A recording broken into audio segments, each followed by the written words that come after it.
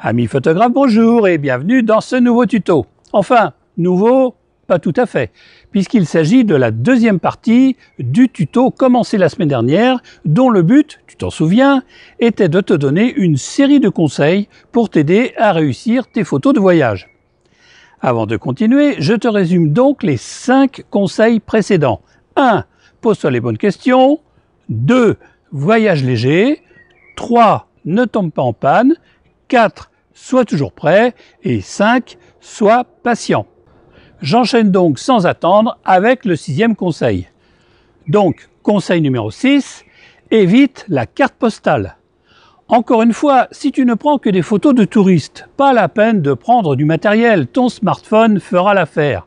Alors, je ne te dis pas que si tu vas à Paris, tu ne devras pas photographier la Tour Eiffel, mais une fois que tu auras réalisé le cliché classique, convenu, plat, vu des millions de fois et archi connu dans le monde entier, trouve des astuces pour rendre tes images plus intéressantes. Travaille donc ton cadrage, ta composition, incorpore de l'humain, des premiers plans, des perspectives, des contrastes, des surprises, etc., etc. Tout comme je te l'apprends dans ma formation sur la composition, dont tu trouveras le lien dans la description de cette vidéo. Varie tes formats aussi. Tout ne doit pas être en format paysage et très souvent le format portrait est le plus adapté. Bref, ne perds pas tes ambitions artistiques au cours du voyage. Conserve-les en adoptant toujours une photographe attitude dès que tu commences à déclencher. Conseil numéro 7, sois un lonesome cowboy. Oui, la photo exige souvent une certaine solitude. Comme je te l'ai dit dans le premier conseil, il te faudra parfois t'isoler pour te permettre de déambuler à la recherche de lieux et de moments intéressants en dehors des sentiers battus.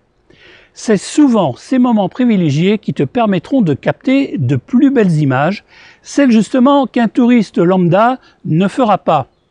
Tu peux par exemple aller prendre quelques clichés à l'aube, au coucher du soleil ou à l'heure bleue. C'est à ces heures où les touristes n'occupent pas l'espace que tu peux capter l'atmosphère réelle de l'endroit, celle qui vibre de l'énergie de celles et ceux qui y vivent. Conseil numéro 8. Va vers les gens. La photo est une activité solitaire, mais sûrement pas de misanthrope. Et photographier des monuments et des beaux paysages, c'est bien, mais tout de même, rien ne vaut l'humain.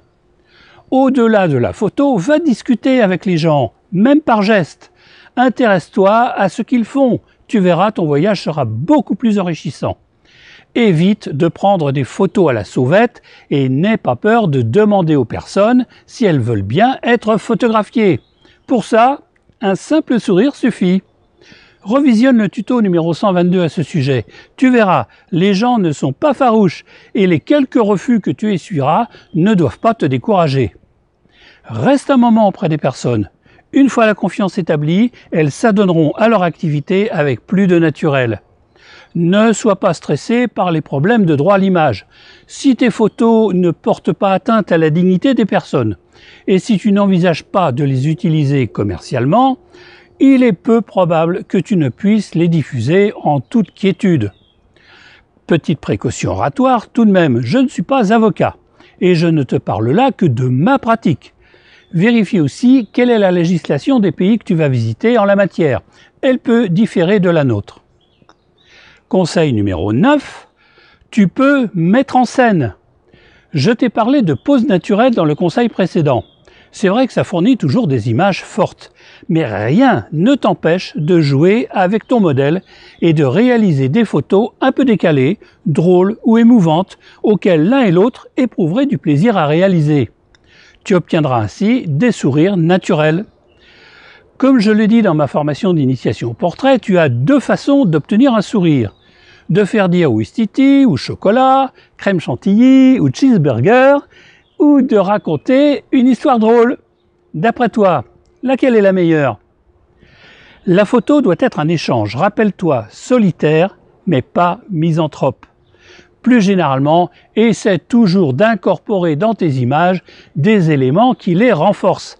Le vivant, homme ou animal, est toujours un excellent élément pour ce faire. Mais tout autre élément peut être incorporé dans ton cadrage et ta composition qui va renforcer ton image pour la rendre plus intéressante. Là encore, ne te contente pas de photos de touristes, bouge et cherche. Conseil numéro 10, profite de l'instant. Ce conseil ultime est peut-être le plus important de tous. Si tu veux vraiment réussir tes photos de voyage, ne regarde pas ton environnement qu'à travers ton viseur. Regarde autour de toi, sois curieux, imprègne-toi de l'ambiance des lieux, lâche prise et ne t'encombre pas avec la technique. Sois toi-même, fais-toi plaisir, tes images n'en seront que plus authentiques et intéressantes. Voilà, ce 10e conseil clôt la série de conseils destinés à t'aider à réussir tes photos de voyage. D'autres tutos sur ce sujet suivront probablement. J'espère que cette série te sera utile. Si tu l'as aimé, merci de la partager. Et si tu rejoins cette chaîne, n'oublie pas de télécharger les 2 guides gratuits dont tu trouveras le lien dans la description de cette vidéo. Allez, je te dis à la semaine prochaine pour un nouveau tuto.